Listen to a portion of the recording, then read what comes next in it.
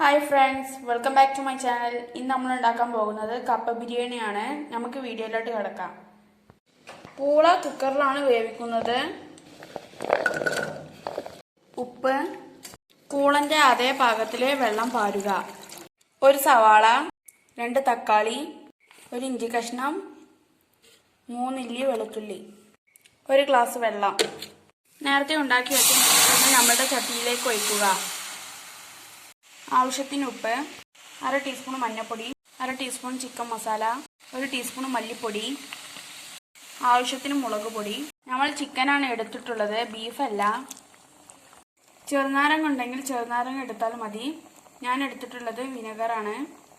നമ്മളെ ചിക്കൻ കറി ഇവിടെ റെഡി ആയിട്ടുണ്ട്. അതിലേക്ക് പൂള ആഡ് ചെയ്ത് കൊടുക്കുക. ചെറിയ ഉള്ളി അരിഞ്ഞത്. ഉള്ളി ഏകദേശം മൂത്ത് തുടങ്ങി. കരിവേപ്പ്, ചപ്പിൻ്റെ ഇല. ഇഷ്ടപ്പെട്ടാൽ ലൈക്ക് ചെയ്യുക, ഷെയർ ചെയ്യുക, കമൻറ്റ് ചെയ്യുക, സബ്സ്ക്രൈബ് ചെയ്യുക. തൊട്ടടുത്തുള്ള ബെല്ലൈക്കൺ കൂടി അമർത്തി ഓൾ എന്ന് പ്രസ് ചെയ്യുക.